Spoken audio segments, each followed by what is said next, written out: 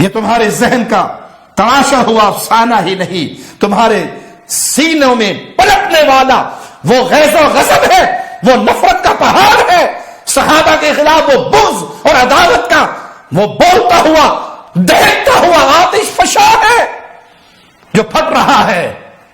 اور یہی تمہاری بے دینی پر سب سے بڑی دلیل ہے کہ تم اصحاب محمد کو نعوذ باللہ ثم نعوذ باللہ ان کے ایمان کو تسلیم نہیں کرتے۔ بعض لوگ آج ہم سے بھی سوال کرتے ہیں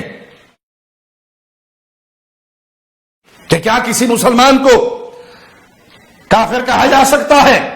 ہم کہتے ہیں کسی کلمہ گو مسلمان کو جو توحید کو مانتا ہو، رسالت کو مانتا ہو، ختم نبوت کو مانتا ہو، پیارے نبی کے صحابہ کے ایمان کو مانتا ہو، قرآن کو سچی کتاب مانتا ہو، ہمارے قبلے کی طرف منہ کر کے نماز پڑھتا ہو، ہمارا ذبیحہ کھاتا ہو، اسلام کے طریقے پہ ذبح کرتا ہو، اس کو کافر کہنے کا کسی کو حق نہیں، اس کو کافر کہنے کا کسی کو حق نہیں۔ لیکن آج کے دور میں نقطہ یاد رکھیے، آج کے دور میں بہت سے لوگ دعوے دار ہیں مومن ہونے کے، مسلمان ہونے کے، ان کے پاس گارنٹی نہیں ہے، کوئی سند نہیں ہے، کوئی شہادت نہیں ہے، آسمان سے کوئی گواہی نہیں ہے کہ وہ مسلمان ہیں یا نہیں۔ دعویٰ ہے ان کا، وہ جانے ان کا اللہ جانے۔ ارے جو ایمان کا دعویٰ کر لے اس کو کافر کہنا جائز نہیں ہے، جو ایمان کا دعویٰ کر لے، جو مسلمان ہونے کا دعوے دار ہو، اس کو کافر کہنا جائز نہیں ہے۔ اور جس کے ایمان پر گارنٹی قرآن تھی، کائنات کا سب سے پہلا، سب سے افضل انبیاء کی جماعت کے بعد مومن ابو بکر صدیق، جس کی صحابیت کی گارنٹی قرآن نے دی، جس کے ایمان کی گارنٹی قرآن نے دی، اس کے ایمان کو اگر کوئی نہیں مانتا تو وہ بندہ مومن ہو سکتا؟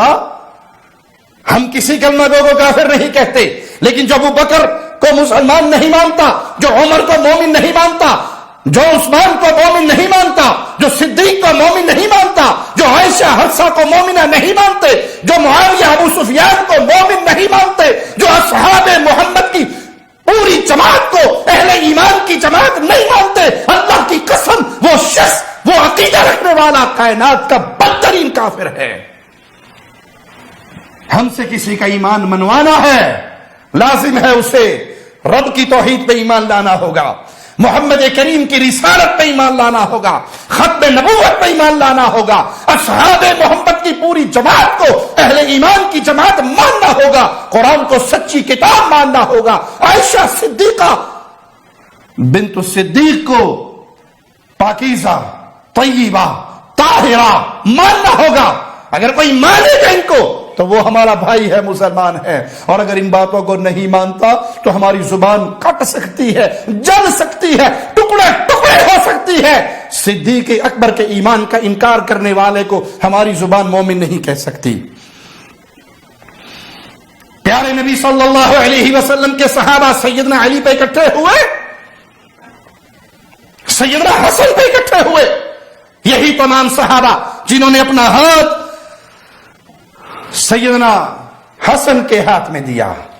سیدنا حسن کچھ عرصے خلافت کر کے، حکومت کر کے، پھر مسلمانوں میں صلح کرواتے ہیں، پیارے نبی کی وہ دی ہوئی خبر پوری ہوتی ہے، اور صلح ہونے پر مسلمانوں کے دونوں لشکر اکٹھے ہو جاتے ہیں۔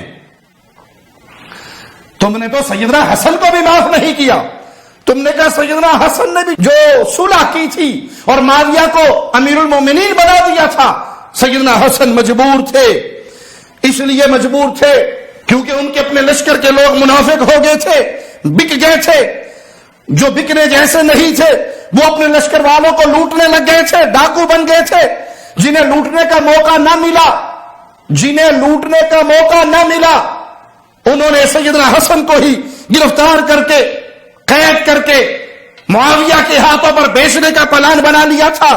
صلح نہ کرتے تو کیا کرتے، مجبور ہو گئے تھے، ساتھ کوئی رہا نہیں تھا۔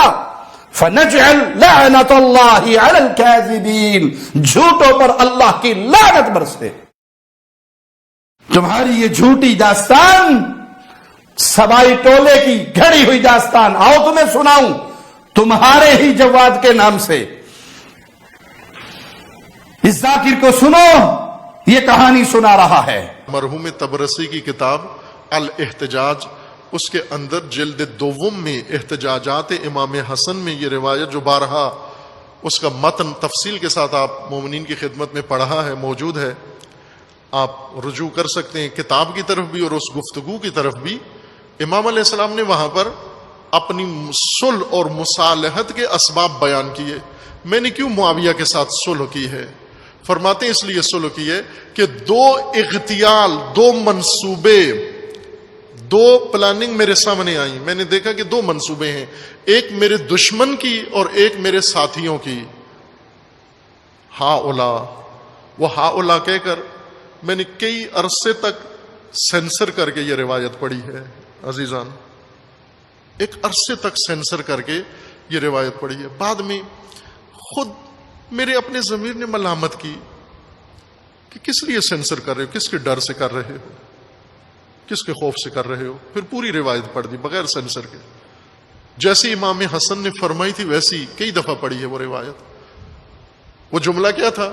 یہیں پر اس روایت میں تھا ہا سے آگے جرت نہیں ہو رہی تھی پہلے مجھے پڑھنے کے لیے، لیکن پھر پڑھ دی وہ روایت۔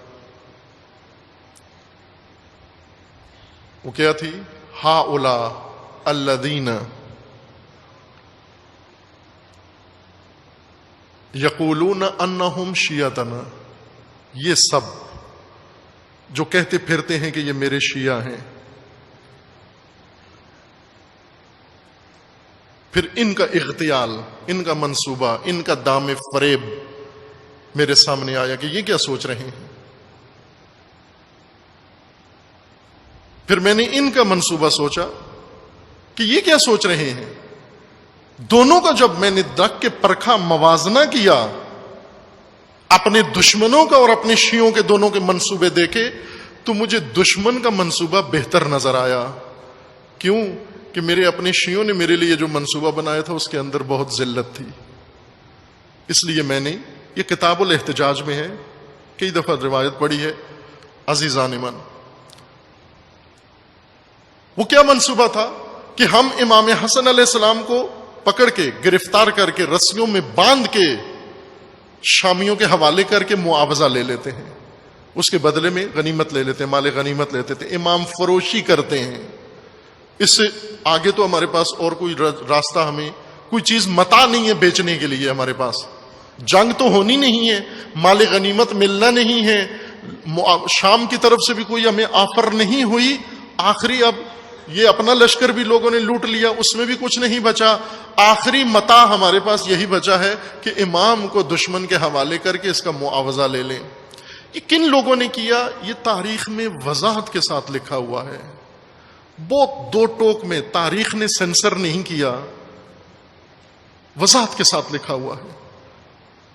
آسان ترین کتاب میں آپ کی خدمت میں عرض کرتا ہوں، بہت ساری تاریخ کی ساری کتابوں میں لکھا ہوا ہے۔ منتہی الاعمال مرحوم محدث قمی کی کتاب ہے۔ انا للہ و انا الیہ راجعون، انا للہ و انا الیہ راجعون۔ یہ تمہاری گھر کی خبر ہے جو تمہارے ذاکر نے دی ہے۔ صحابہ پر زبانیں دراز کرنے سے پہلے اپنے گھر کی خبر لے لیا کرو۔ سبائی ٹولے کی ایسی من گھڑت فرضی جھوٹی کہانی سننے کے بعد ایک عام ذہن رکھنے والا پڑھا لکھا انسان کہہ سکتا ہے، ایک طرف تو ان کے نزدیک آئمہ کی اتنی قوت اور اتنی طاقت ہے، اور دوسری طرف انہی کے نزدیک آئمہ اتنے مجبور ہو گئے کہ ڈر کر جان بچانے کے لیے، معاویہ کے ہاتھوں گرفتاری سے بچنے کے لیے کہ کہیں یہ مجھے گرفتار کر کے بیچ نہ دیں، اس سے بہتر ہے کہ میں صلح کر لوں۔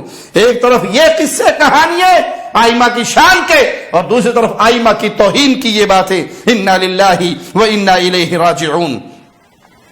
حقیقت کیا ہے کہ یہ سبائی اہل بیت کے دشمن ہیں، مولا علی کے بھی دشمن ہیں، فاطمہ الزہرا کے بھی گستاخ ہیں، سیدنا حسن کے بھی گستاخ ہیں۔